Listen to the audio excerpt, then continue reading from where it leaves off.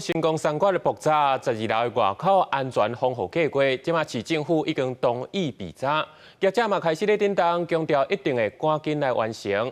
另外嘛，风声讲这成功三决即马当咧找所在，准备要搁开一间，业者是表示详细爱搁讨论，也未定案。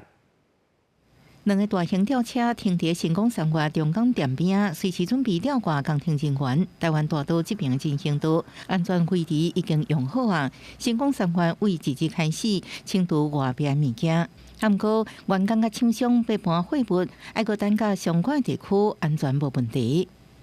不同楼层有不同的管制计划。 受事件影响的区域的部分，它只是必须封闭的。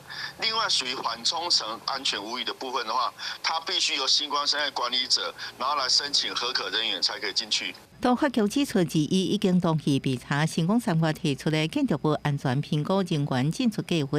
不过，后续成功三决也是要阁提出查勘结果甲安全防护措施。当法局同意了后，才能放行。即卖也传出成功三决甲厂商开会了后，决定伫台中世贸设第二卖场。成功三决23下晡强调，目前无正式定案的计划。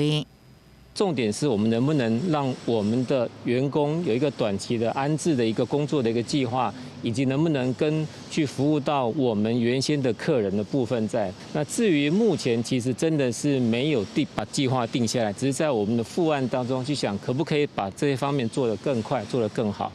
成功三决表示，目前咧针对将近4000个员工的短期安置计划，研究各种可能，继续甲合作厂商沟通人员安置的代志。另外，检警调查的部分，到目前已经审问16人，不过依然拢在证人身份，也阁无人转做被告。记者综合报道。